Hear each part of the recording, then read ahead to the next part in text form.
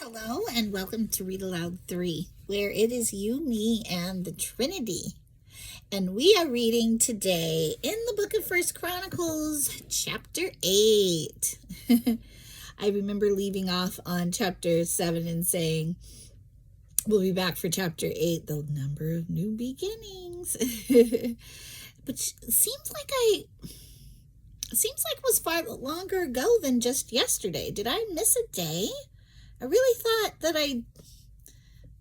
that would be odd that I missed doing a video yesterday. And if so, I am so sorry. I have been doing so well keeping up on every day. I think for a short time. So, one of the things though that I was hoping for, I was like, maybe we'll get on the same chapter as it is the day. So, I can flub a couple days here and then maybe get back on to where we're on the actual day of the date that it is. So today's the 7th, number of perfection, and we're on chapter 8, new beginnings. So maybe just a chance for you to think about what is a good new beginning for you today? For me, I think it is something that I've been trying to absorb well enough to kind of pass on the information about in my other channel, which is called Strange Me Enough, and I am doing a puppet partnership there. And we are talking about the book Soul Talk, and it's by Larry Crabb, and there are some really strong points about how all of our circumstances and everything in life, we need to make sure that we're subjecting them to second things, and that our first thing, desire, truly having the Holy Spirit in us, is to be close to God in relationship with Him. And so when we're going through a struggle, to be able to get to the discernment of what is the battle here between, obviously there's the thing that we might want to happen, and if that thing slides into first place, then our relationship with God becomes less of the point and more of, it's to assist us to get to what we really are trying to do or get, right?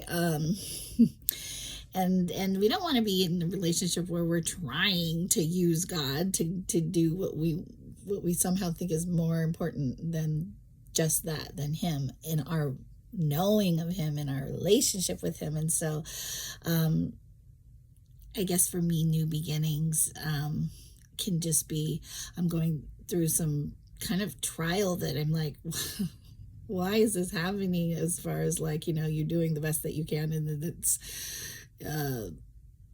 feels like the circumstances, the powers that be are coming against you, and you're just like, this doesn't make any sense, so in that, not to lose sight of the fact that this is a struggle that I'm going through, that is going to help me to discern what is first in my life, who is first in my life, and I don't need to lose sight of that, and I will not,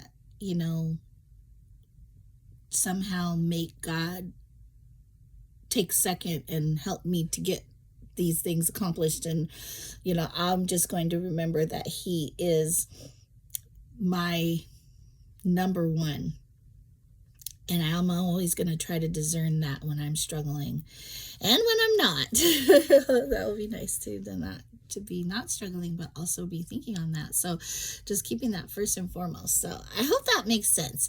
There's some things in the book that I just wish I could just read it aloud.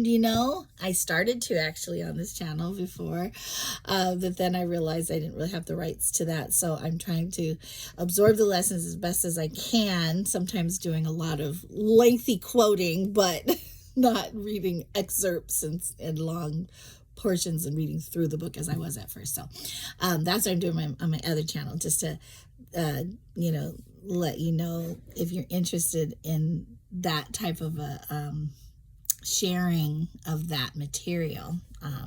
Please join us. Okay, so let me get right to it. Well, not get to it at last. Chapter number 8, descendants of Benjamin. Benjamin's first son was Bela. The second was Ashbel. The third was Ahara. The fourth was Noah. No, actually, it's not Noah. It's Nohah. Noha. And the fifth was Rapha. The sons of Bela were Adar, Gera,